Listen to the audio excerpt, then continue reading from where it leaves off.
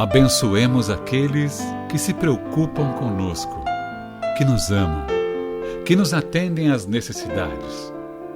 Valorizemos o amigo que nos socorre, que se interessa por nós, que nos escreve, que nos telefona, para saber como estamos indo. A amizade é uma dádiva de Deus, presente no coração daqueles que cruzam o nosso caminho. Mais tarde, haveremos de sentir falta daqueles que não nos deixam experimentar a dor da solidão. Que possamos consolar uns aos outros em todos os dias da nossa vida. Chico Xavier. Olá, seja bem-vindo a mais um estudo reflexivo da obra O Consolador. Esse programa é proporcionado pelos voluntários do Centro Espírita de Caridade Luiz Monteiro de Barros. Faça parte dessa família espiritual. E hoje na bancada os facilitadores, José Nilson, Orígenes Caetano e Wilson Trindade. Boa noite, cavalheiros. Boa noite. Bom, a gente vai dar continuidade ao capítulo 3, que fala do Velho Testamento, e a gente está na questão 265. E a pergunta é: como interpretar a antiga sentença, Deus fez o mundo do nada? E a resposta é de Emmanuel: o primeiro instante da matéria está para os espíritos da minha esfera tão obscuro quanto o primeiro momento da energia espiritual nos círculos da vida universal. Compreendemos, contudo, que sendo Deus o verbo da criação, o nada nunca existiu para o nosso conceito de observação, porquanto o verbo, para nós outros, é a luz de toda a eternidade. Complexo, né? Está falando aqui que até para eles é obscuro ali na espiritualidade, esse momento inicial aí da criação do nada, né? Os espíritos, quando Allan Kardec organizou o trabalho dele, os espíritos disseram para ele que eles não sabiam explicar a origem do princípio material nem do princípio espiritual. Não sabia, que é o que o Emmanuel está dizendo. Se eles não sabiam, eles não têm condição ainda, porque Jesus diz bem claro: só os puros de coração verão a Deus face a face. Eu tenho a impressão que quando entra nessa esfera de puro é que começa a entender esse fenômeno. Acho que antes de ser espírito puro não vai entender, porque os espíritos que ajudaram ali Kardec não eram espíritos puros, mas espíritos de muita evolução, disseram isso. Então, nós não sabemos. E ele está dizendo aí também que não sabe mesmo. Eu nessa questão, eu já falo assim, isso não adianta discutir. A gente não tem condições nenhuma de começar a pensar, elaborar pensamento sobre esse assunto. Então, está reservado para o futuro. Está reservado para o futuro, né? Já a gente tem o Espiritismo, que é o A, E, I, O, U, vamos falar assim, são as vogais da nossa vida espiritual. Então são as vogais, ainda está começando a formar um alfabeto, um idioma para a gente. Nós estamos lá no início, porque então ainda precisamos usar matéria para se manifestar. Então, porque um dia desse eu vi uma observação de uma pessoa muito interessante. Ele falou: imagine se nós, como nós somos hoje, com as nossas tendências, a imaturidade, se nós não ficássemos presos na matéria. Como é que seria? Então, essa prisão temporária na matéria é importante. Ela é importante, porque se deixa a gente... meu filho, a gente vai dar vazão às coisas que a gente tem gosto, tendência. E essa nossa fase de impureza, de inferioridade, ela ainda é um tanto quanto leviana. Então, por isso que a experiência na matéria é importantíssima. É como se fosse uma prisão para a gente. Dá uma liberdade para a gente durante o sono, assim, né? Mas essa liberdade, ela também está muito de acordo com a tua maturidade. Mas então são assuntos assim que estão bem distantes do... A gente pode ficar até lucubrando, pensando, mas não vale a pena perder tempo com isso para mim. Deus. Como é que não dá. Jesus diz, só os puros de espírito verão a Deus, então não adianta a gente querer entender Nós só sabemos as consequências. Não, e assim, o cara fala assim, o pessoal aí da astrofísica, os cientistas, não, vamos começar do Big Bang, né? Vamos começar daqui. Mas e antes daqui? Como se... Não dá para você entender. Hoje, cada vez, né, D'Alessandro, que você investiga o universo, você fica assim, não sei mais o que a gente representa nesse universo. Então, é uma coisa assim, tão... Não tem fim. Como é que... É uma coisa doida, né? Então, deixa para o pessoal que aí já tem capacidade de filosofar sobre esse assunto, né? Questão 266. Os dias da criação, nas antigas referências do Velho Testamento, correspondem a períodos inteiros da evolução geológica? E a resposta: os dias da atividade do Criador, tal como nos refere o texto sagrado, correspondem aos largos períodos de evolução geológica, dentro dos milênios indispensáveis ao trabalho da gênese planetária, salientando-se que, com esses, a Bíblia encerra outros grandes símbolos inerentes aos tempos imemoriais das origens do planeta. Fantástico. O Emmanuel está fazendo uma analogia ao que o Kardec já na Gênesis explica, Charles Darwin, como cientista, também abordava, né? Charles Darwin, por ser um cientista de várias áreas, não só da biologia, ele já chamava a atenção que, se levasse ao pé da letra a Bíblia, aquele tempo da Bíblia não era o tempo que as camadas geológicas demonstravam, né? Então, na época, né, como era um homem que respeitava a igreja, mas estabelecer esse diálogo com a igreja, o pessoal não entendeu, né? Não compreendeu o próprio cientista. Então, o Emmanuel, à sua maneira, está reproduzindo Allan Kardec na Gênesis, né? Com bastante delicadeza, né? Vamos lá, questão 267. Qual a posição do Velho Testamento no quadro de valores da educação religiosa do homem? Resposta: no quadro de valores da educação religiosa, na civilização cristã, o Velho Testamento, apesar de suas expressões altamente simbólicas, poucas vezes acessíveis ao raciocínio comum, deve ser considerado como a pedra angular ou como a fonte máter da revelação divina. Com certeza, o Velho Testamento é um grande material para você entender, porque o Novo Testamento não podia existir se o Velho Testamento não ficasse, porque aqueles médios, aqueles paranormais que estavam lá, que eles chamam profeta, era tudo encaminhado por Jesus, preparando o terreno para a vinda de Jesus. Ele ali estava juntando um grupo que estava preparando um terreno que pudesse ser fértil o trabalho de Jesus ali. Se não tivesse aquele grupo, foi preparado o terreno para a chegada de Jesus. É assim como é preparado o terreno para a sociedade se envolver com as teses que o Espiritismo traz. Ele está sendo preparado o terreno. E você veja, e olha a preparação como é devagar. Mandou alguns e vão preparando, depois vai mandando outros, até chegar uma hora que o assunto vai ser discutido abertamente. Então, o Velho Testamento, ele é de uma importância muito grande, importância, na maioria das vezes, só histórica, porque ali é a história daqueles médios.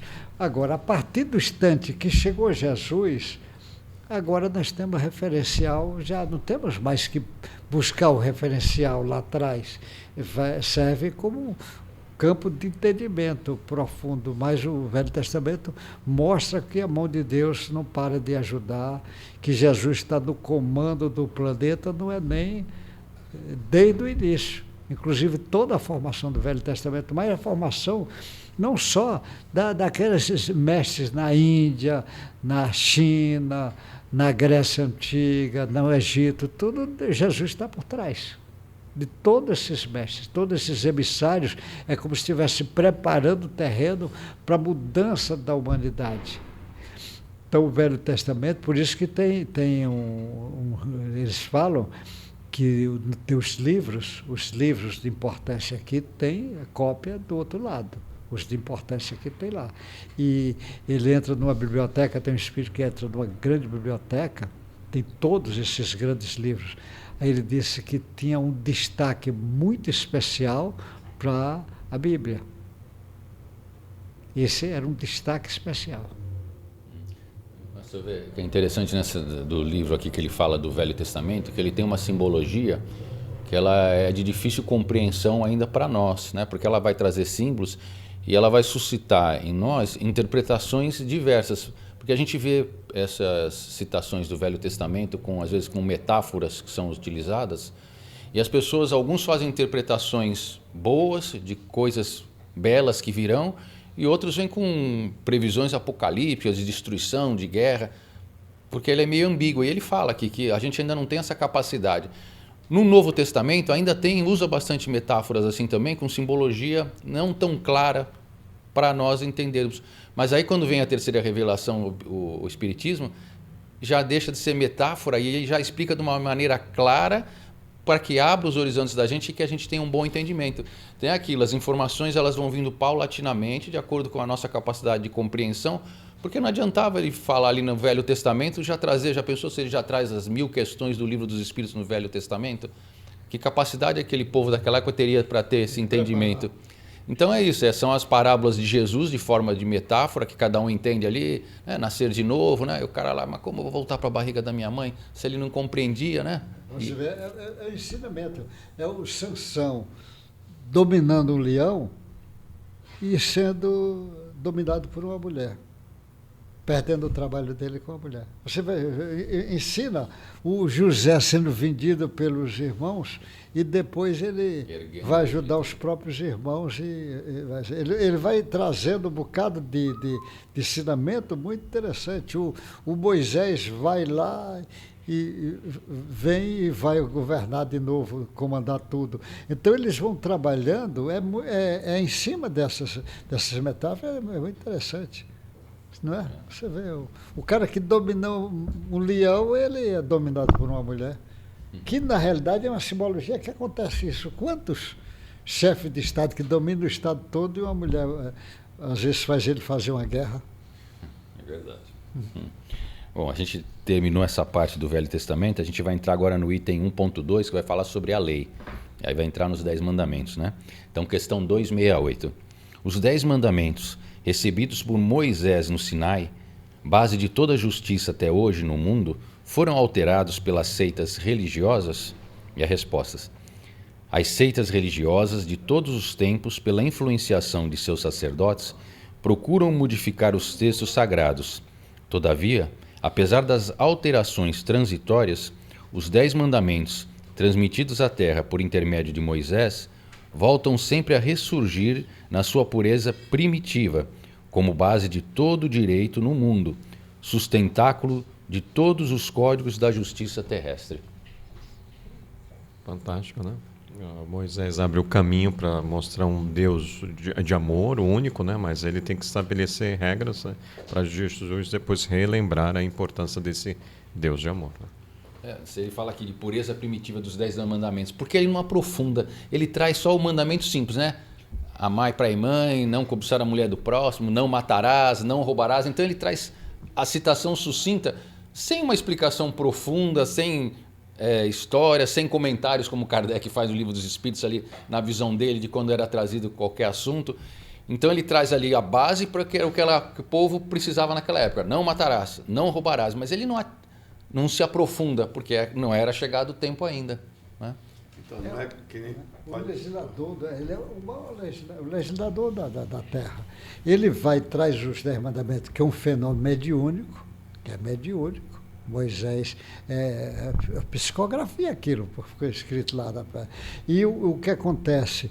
Ele traz essas leis, as leis disciplinares do país que ele fez como os outros tinham, mas ele traz essa lei e as leis disciplinares vão nessa direção, que essas leis é como se fossem as leis divinas orientando para o homem, não matar, não roubar, amar a Deus acima de tudo. Você vai vendo que ela vai, e é simples, mas a Constituição americana também é pequenininha, a nossa que bota muita coisa. Mas até hoje os 10 mandamentos, se seguíssemos eles, estaria de bom tamanho para nós. A Constituição é o legislador. Né? Mas o engraçado é que assim, você falou, é um não, é a pedagogia de antigamente. Você não fala para a criança, não mexe aí, não faça isso, não, sempre o não. E não é ensinamento, é um mandamento. Eu mando, você obedece. Quando você manda, você tem que ser obedecido, porque senão você sofre castigos. Era um projeto da época, porque a gente estava muito atrasado. Então tem que mandar mesmo. Quando vem Jesus, passa 2000 anos, já passa a ser um ensinamento, né? Onde você aprende a informação e procura se transformar, né? Então,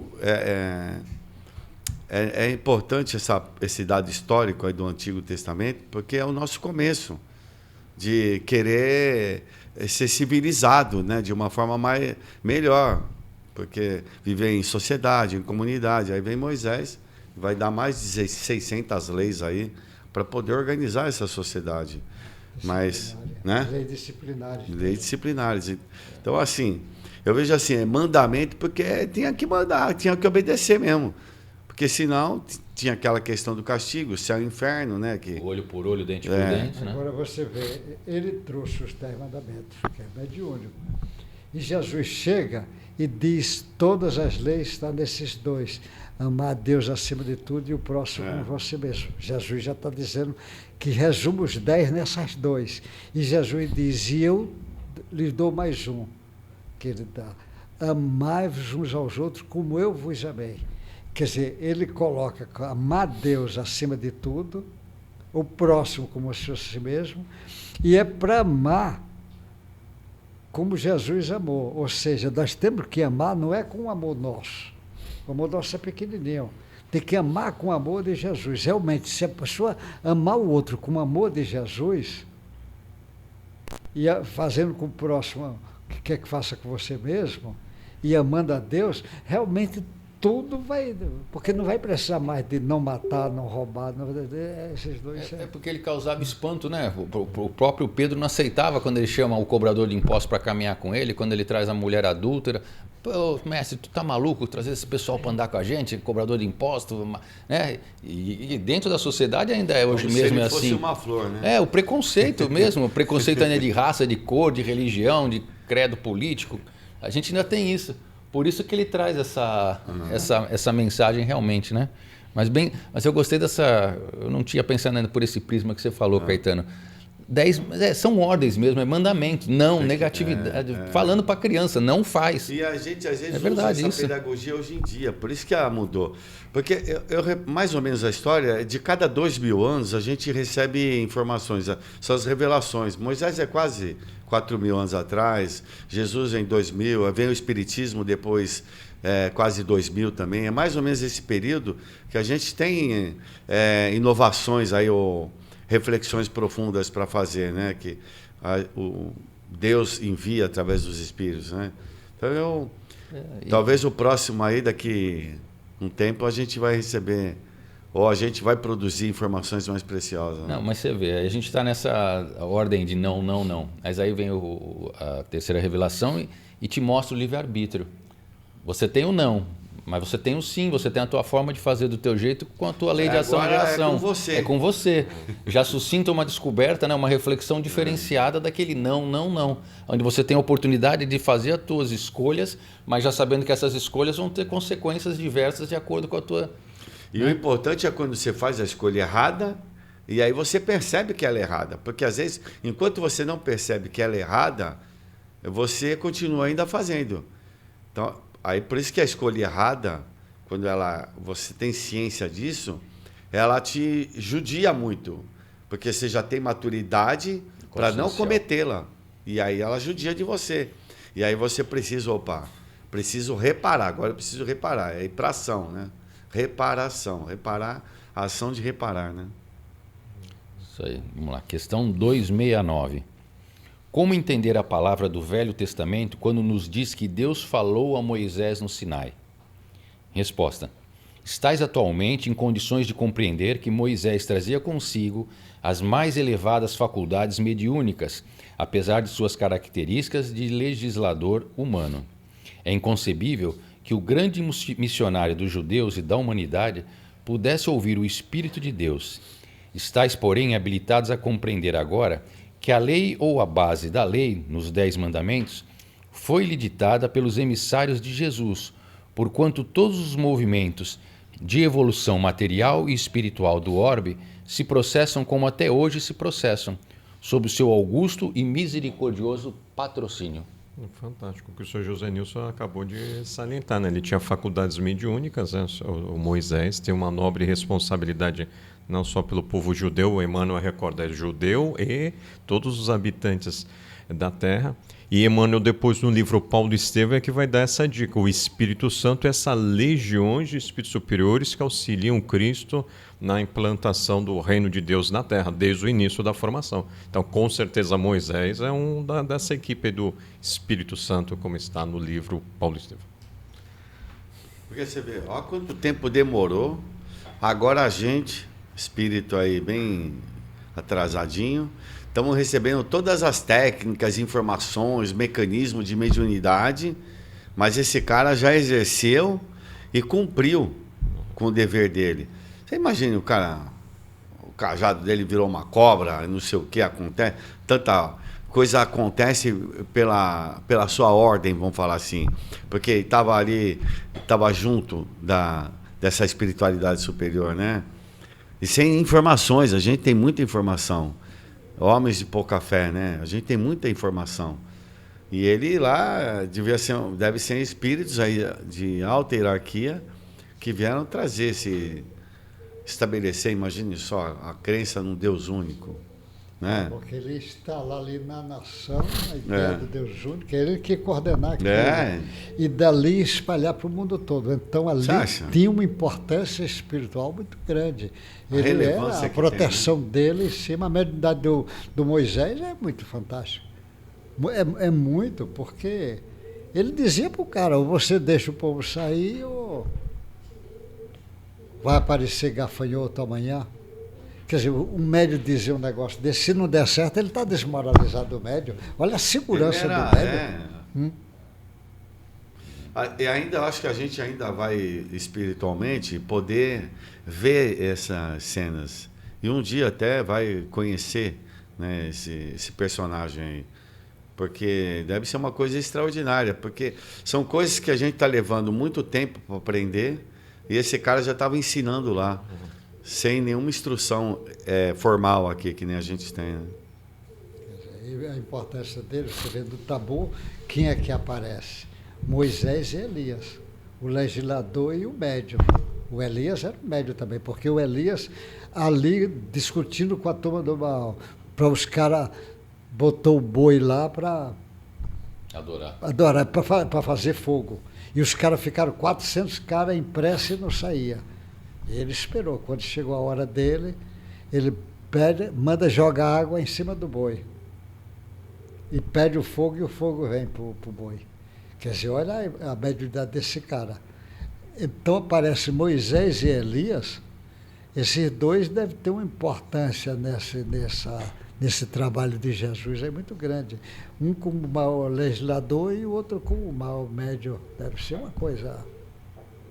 não tem dúvida. Porque o Elias é o João, que era o precursor de Jesus, é o último médio. João é um médio de transição, João Batista, entre o Velho Testamento e o Novo Testamento. Do Velho Testamento é o último, porque ele vai começar antes de Jesus. E ele é o ponto de encontro entre Jesus e o Velho Testamento.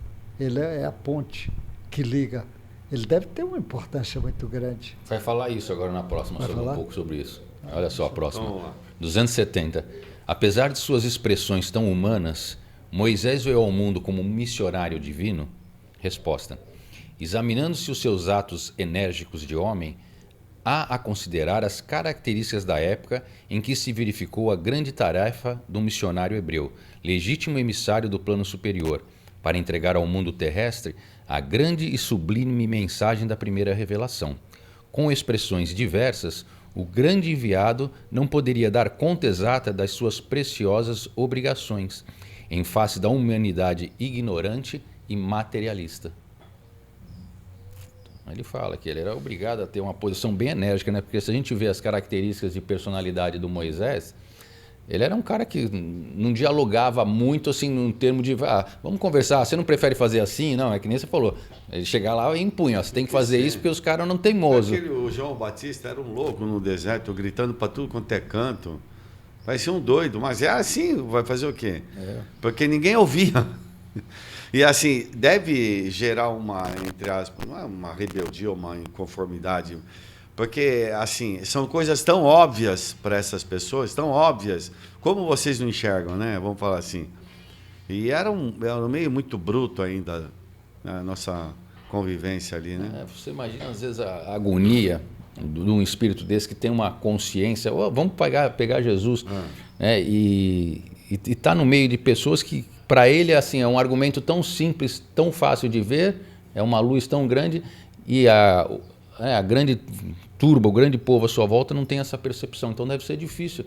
Então talvez até esse jeito de Moisés se manifestar, às vezes mais bravo, que fala, não é possível essa molecada aqui ao meu redor, né? Então tinha que dar esses piti, vamos falar assim, que era a forma dele, porque ele fala que duro, né? Nem ele tinha a consciência da missão dele ali. Eu acho que assim, a grande parte desses espíritos missionários que encarnam com a finalidade de trazer algum desenvolvimento, eles até sabem que tem ali uma certa missão, mas talvez no momento que ele está vivenciando aquilo, ele nem sabe o que vai gerar lá na frente aquilo, né?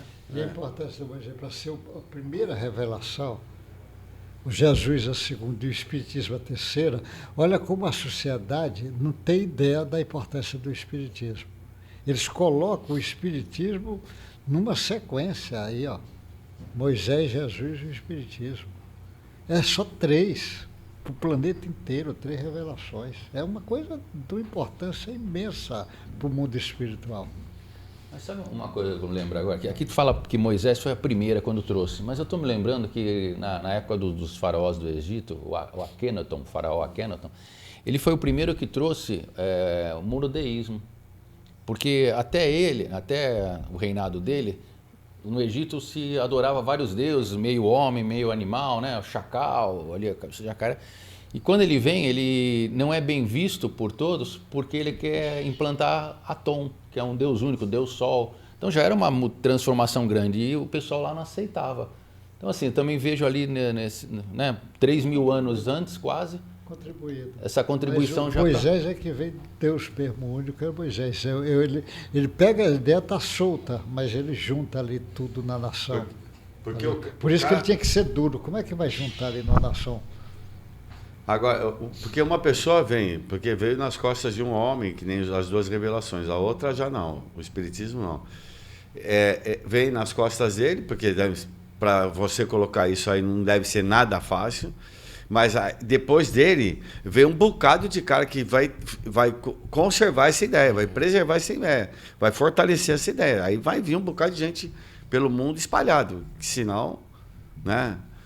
Só a capacidade de Jesus, um Jesus que tem essa capacidade de fazer essa mudança aí através dele mesmo, né? Que eu vejo assim, por conta que conseguiu dividir a história, tudo, né, entre ele, antes e depois dele, mas aí vem os seguidores, né?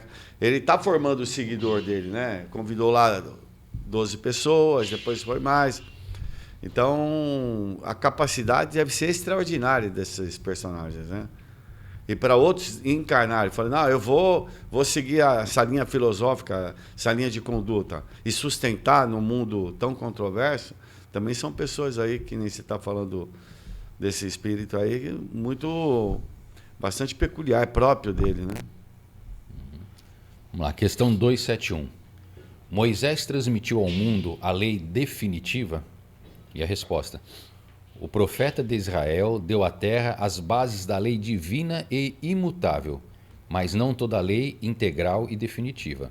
Aliás, somos obrigados a reconhecer que os homens receberão sempre as revelações divinas de conformidade com a sua posição evolutiva. Até agora, a humanidade da era cristã recebeu a grande revelação em 3 aspectos essenciais.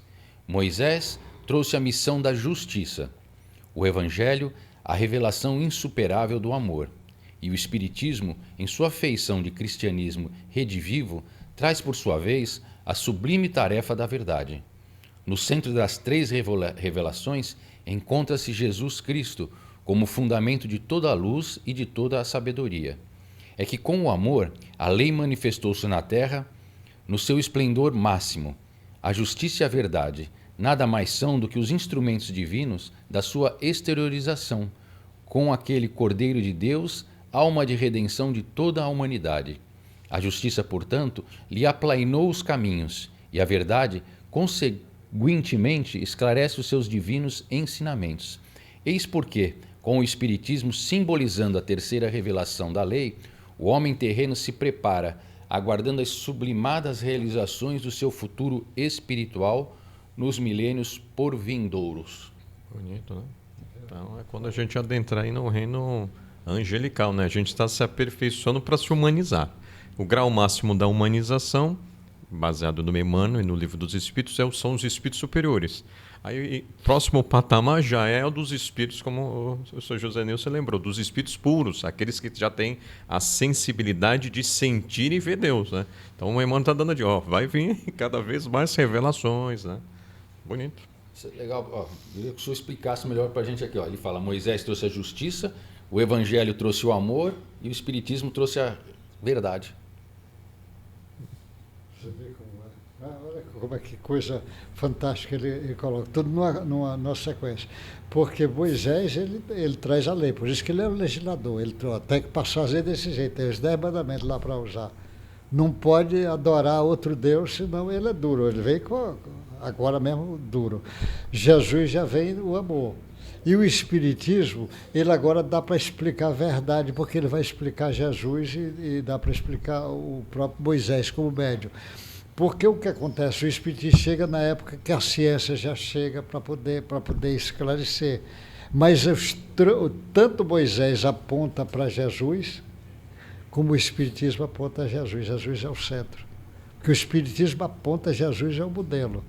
E os Velho Testamento diz, vai vir o Messias, que é a última palavra. Todo mundo. E aí o Espiritismo aponta para Jesus e diz, ele é a verdade. Aí você agora vai explicar essa verdade. Ele vai explicando para o homem poder entender. Você sofre por isso, você agora pode entender. Mas sempre Jesus é o centro. Porque os profetas do Velho Testamento apontam para o Messias vai vir. Estão todos falando isso, todos, Jeremias, Joel, todos aqueles profetas. E o Espiritismo também aponta. Então Jesus é centro. Não podemos sair. Aí você vê, os camaradas querem atualizar o Espiritismo, tirar Jesus do Espiritismo. Ele não entendeu. Vai tirar o centro. A gente vê, né, o que ele fala aqui, a gente tem a ciência, e a ciência ela vai ajudar o homem a desenvolver o seu intelecto, criar o avião, que pode ser usado para uma guerra ou pode ser para encurtar distâncias, para fazer o bem. Vem a ciência, cria ali a imprensa para facilitar a proliferação das informações através do livro, que pode vir através de informações ruins ou pode ser para proliferar notícias de amor. Então, a ciência ela desenvolve o intelecto, mas é o amor que vai fazer com que aquele intelecto seja usado com sabedoria para a evolução no sentido vertical, angelitude. A junção dos dois ali com Jesus no meio e o Espiritismo, que nem você falou, trazendo a verdade para a gente entender aí essa correlação aí da lei de ação e reação, né? Porque o que eu vejo também assim, eles nesse processo nosso de educação, a gente sempre vai ter que ter referenciais. Quando você fala em Jesus, ele é um referencial nosso, né? Assim, de perfeição, onde a gente pode chegar, vai chegar. Então, os referenciais são próximos da gente. Então, está mandando referenciais aí próximos de nós, na área das ciências, da filosofia, da religião.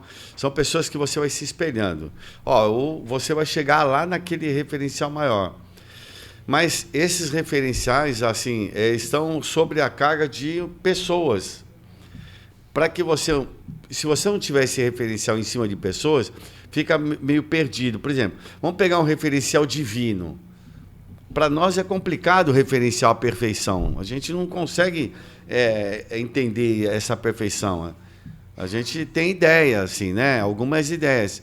Então, esses referenciais para a gente são muito importantes. Não a pessoa em si, né? Lógico que a pessoa ela está transmitindo para você toda uma experiência de vida, de conhecimento, de atitude. É em cima disso que você vai reproduzir as suas atitudes, né? Mas eles servem, essas pessoas, vamos pegar uma Madre Teresa, um Chico Xavier, eles servem de referenciais para a gente mais próximos, e como se fosse atingindo o outro. Até um dia, o nosso referencial vai ser a luz, o divino, né? Então, é um processo, assim, bilenar, tão longo para a gente, de aquisições de experiência, né? Então, eu vejo que a gente tem pessoas, espíritos, que vêm ao nosso lado, vivenciaram com a gente, e às vezes a gente não reconheceu o divino nessas pessoas. A gente não reconheceu, às vezes. E às vezes é taxado até como bobo, pessoa esquisita, pessoa... Você entendeu? Né? Então, assim, por isso que a gente tem que começar a entender esses referenciais aqui próximos da gente e a dar valor. Porque às vezes a gente não consegue nem isso. Como é que vai entender uma coisa superior? Vai entender um Jesus? Não é? Às vezes fica muito distante da gente. Bom, então agradecemos os facilitadores, Wilson Trindade, Orígenes Caetano e o Sr. José Nilson. E você está convidado não só a esse estudo virtual, mas o estudo presencial. Rua Silva Jardim, número 1, toda quarta-feira, às 20 horas. Desejamos a você ótima semana e, com a permissão divina, nos vemos em mais um encontro reflexivo da obra O Consolador. Muita paz a todos. Tchau, tchau.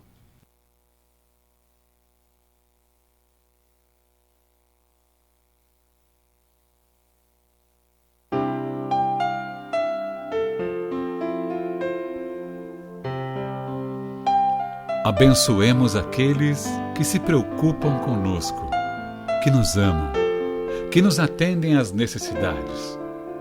Valorizemos o amigo que nos socorre, que se interessa por nós, que nos escreve, que nos telefona, para saber como estamos indo. A amizade é uma dádiva de Deus, presente no coração daqueles que cruzam o nosso caminho. Mais tarde, haveremos de sentir falta daqueles que não nos deixam experimentar a dor da solidão.